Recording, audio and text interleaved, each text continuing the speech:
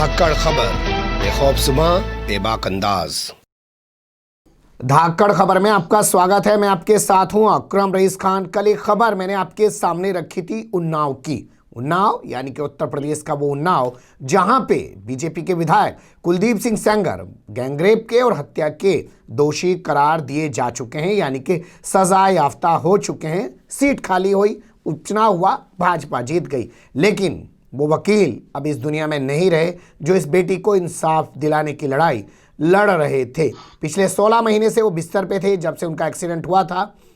आपको याद होगा वो हादसा, जब वो रायबरेली इस लड़की के चाचा से मिलने के लिए जेल में जा रहे थे, उसी दौरान सड़क हादसा हुआ, उनकी गाड़ी को कुचल दिया गया। उसमें इस लड़की की चाची और उसकी बहन यानी कि मौसी की मौके पर मौत हो गई। वकील और ये लड़की गंभीर रूप से घायल हो गए। लड़की कुछ बेहतर है अभी, लेकिन वकील साहब जो पिछले 16 महीने से बिस्तर पे थे, उन्होंने अपनी ज़िंदगी को छोड़ दिया, मतलब ज़िंदगी ने उनको एक तरीके से छोड़ दिया।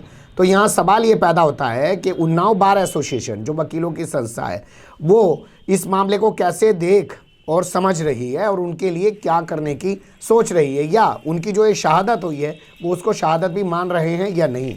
इन्हीं सारे पहलुओं के आसपास अपनी बातचीत को रखने की कोशिश करेंगे। हमारे साथ उन्नाव बार एसोसिएशन के अध्यक्ष RS यादव जी यानी कि राम शंकर यादव जी जुड़ रहे हैं। बहुत शुक्रिया सर हमारे लिए वक्त निकालने का।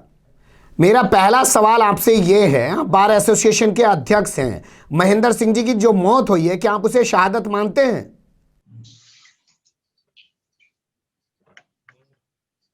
अब शहादत तो क्या मानते हैं, एक्सीडेंट में हुआ है वो जी। तो ये 16 महीने इनको सफर करना पड़ा, कोमा में ही रहे हैं और अभी परसों इनका देहावसान हुआ है। तो अब ये पूरी अभी तक कंफर्म भी नहीं हो पाया है कि ये एक्सीडेंट हुआ था या कोई साजिश थी जी। कोई कंफर्म नहीं हो पाया है अभी तक। तो जहां तक मामला उन्नाव का है जी, उन्नाव उनकी हर तरह से मदद करने के लिए तैयार घूम रहे हैं जी। कल आर्थिक मदद भी की गई है उसकी जी, और आगे भी भविष्य में की जाएगी उसकी। आप इसको शहादत क्यों नहीं मानते हैं? क्योंकि एक वकील ने अपनी जान दी है एक बेटी को इंसाफ दिलाने के लिए। वो जानते थे उनके सामने बीजेपी का एक बाहुबली विधायक खड़ा हुआ है जिसके साथ पूरी सरकार खड़ी हुई है, पूरा सिस्टम खड़ा हुआ है। हाँ, ये सही है कि उसने अन्याय के खिलाफ जो स्टेप लिया था उसके लिए उसका हम लोग स्वागत करते हैं, क्योंकि उसने गांव में की लड़ाई थी और लेकिन उसको जब कोई साथ नहीं मिला तो उसने साथ दिया उसका जी। तो इसलिए वो अब उसको शहादत माने या जो भी कहें, हालांकि उसने संघर्ष किया और उनकी मदद की और अपने प्राणों को भी न्यौछावर कर दिया। क्या आपके सामने उन्होंने कभी बताया हो जब वो उस रेप पीड़िता के इंसाफ की लड़ाई लड़ रहे थे कि उनको जान से मारने की धमकियां मिल रही हैं या केस से हट जाने की धमकियां मिल रही हैं विधायक की तरफ से? नहीं, ये कोई धमकियां क्या, तो खैर बता ही रहे थे कि मतलब जो है कि ज्यादा मुकदमेबाजी मत करो, ये है वो है, बात चला करती थी। लेकिन हालांकि वो फिर भी अडिग रहे और उनकी मदद की। इसी वजह से लेकर के कुछ इधर उधर कुछ हुआ भी है। उनके परिवार में कौन लोग हैं और आज उनकी पारिवारिक स्थिति क्या है, कुछ बता सकते हैं आप? उसके परिवार में उसके पिताजी हैं, उसके 2 बच्चे हैं, उसकी बीवी है, 2 लड़के जो है वो एक BSc सेकेंड ईयर का, एक BSc फर्स्ट ईयर का है। ये 2 बच्चे हैं उसके। ये परिवार किस हालत में है अभी और इसकी आर्थिक स्थिति कैसी है? आर्थिक स्थिति दयनीय है, क्यों खेती ही एक सहारा है उनका। कोई नौकरी तो है नहीं घर में, यही एक रास्ता, मतलब अपनी गाड़ी चला रहे थे जी, वकालत के माध्यम से परिवार का पालन पोषण कर रहे थे। अब वो भी इनका सहारा टूट गया। 2 बच्चे हैं, वो पढ़ रहे हैं, बीबी है, पिता है, माता है। अब यही उनका एक परिवार है और जैसे चल रहा है। अब हम लोग जितनी मदद करें, अभी कल मैं गया था उनसे मिलने जी, तो मैंने उनको ये आश्वस्त किया है कि भाई तुम्हारे बच्चों की पढ़ाई के लिए भी हम लोग ध्यान दे देंगे जी। और रह गई बात है कि आप लोग किसी भी विवाद के पचड़े में अब ना पड़े, जो हुआ सो हो गया। क्योंकि बच्चे का भविष्य न खराब हो, इसलिए हम लोगों ने यह आश्वस्त किया कि अब आप लोग कहीं न किसी चक्कर न पड़े, पढ़े लिखे और हम आप लोगों की मदद करें। बारिशन उन्नाव आपकी मदद करेगा। किस तरीके के पचड़े में ना पड़े बच्चे, किस तरीके के चक्कर में ना पड़े, आप क्या समझाना चाहते हैं बच्चों को?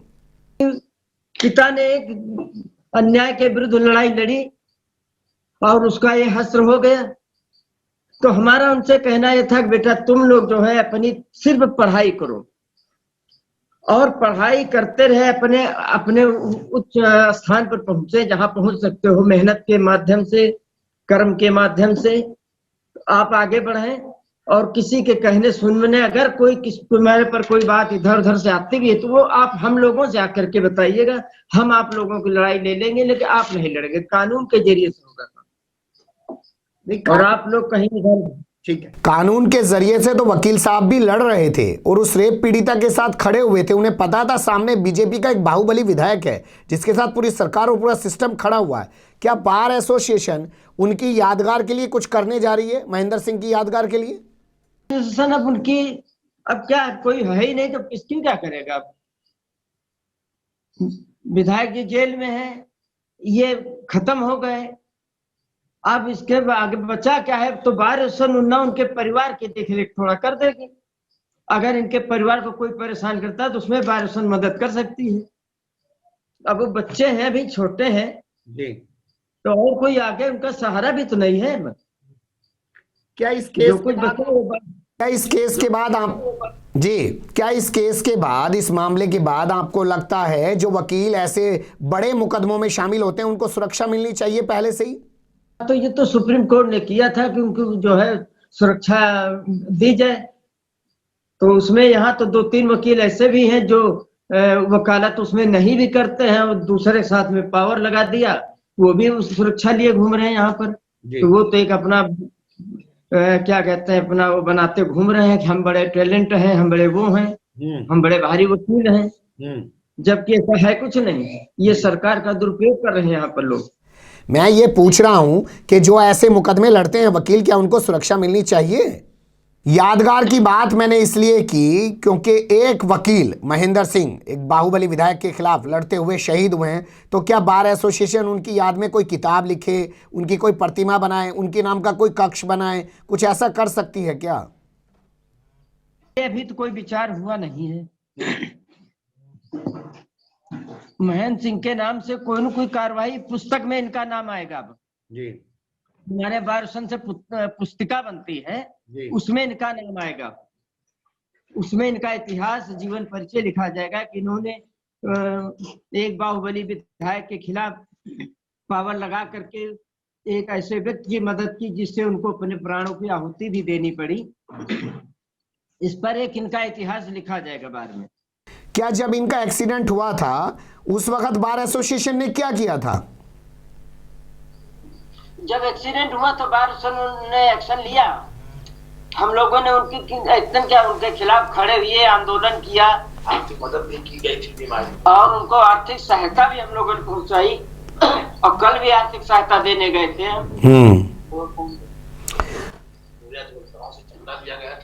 अच्छा, मेरे सवाल सुन लीजिए। ऐसे मुकदमे जो वकील लड़ते हैं, जब सामने वाले को पता होता है कि बाहुबली है, उसके सामने वो मुकदमा लड़ रहे हैं, पैरवी कर रहे हैं, क्या ऐसे वकीलों को सुरक्षा नहीं मिलनी चाहिए? मिलनी चाहिए, ऐसे व्यक्तियों को मिलनी चाहिए जी, क्योंकि ऐसे लोग जो है तो क्लाइंट के ऊपर दबाव देते हैं, गवाह के ऊपर दबाव देते हैं, परिवार पर दबाव देते हैं कि ऐसा कर लो नहीं तो ऐसा हो जाएगा, तो बड़े बड़े दबाव पड़ा करते हैं। इस तरह के तो ऐसे लोगों को तो सुरक्षा व्यवस्था मिलनी ही चाहिए। क्या आप आगे ऐसा कुछ करेंगे कि किसी और वकील के साथ ऐसे हादसा ना हो, ऐसे एक्सीडेंट ना हो, ऐसे उसकी मौत ना हो? जी, इस पर हम लोग स्टेप ले रहे हैं। अभी मीटिंग हुई 3 तारीख कल लगी हुई है जी, तो जहां तक इस पर हम डीएम भी, एसपी भी और सब लोग आ रहे हैं उसमें, इसी में बात पर लेकर के कि ऐसी कोई घटना दोबारा न हो, चाहे जितना कोई बाहुबली या कोई भी हो, तो उस पर कड़ाई से उसका पालन कराया जाए। चलिए, बहुत शुक्रिया। आप कड़ाई से पालन कराइए और कम से कम आगे आने वाले जीवन में कोई वकील अपनी ऐसी जिंदगी ना गंवाए और उसकी ऐसे मौत ना हो, क्योंकि उसके पीछे एक परिवार छूट जाता है। लोग वकील को जरूर जी जी देखते हैं, उसके पीछे के परिवार जी को नहीं जानते हैं कि उसके सामने क्या दुश्वारियां होती हैं। बने रहेगा धाकड़ खबर के साथ, फिर ऐसे ही किसी सुलगते हुए मुद्दे लेकर हम आपके सामने होंगे हाजिर। फिलहाल अभी हमें दें इजाजत।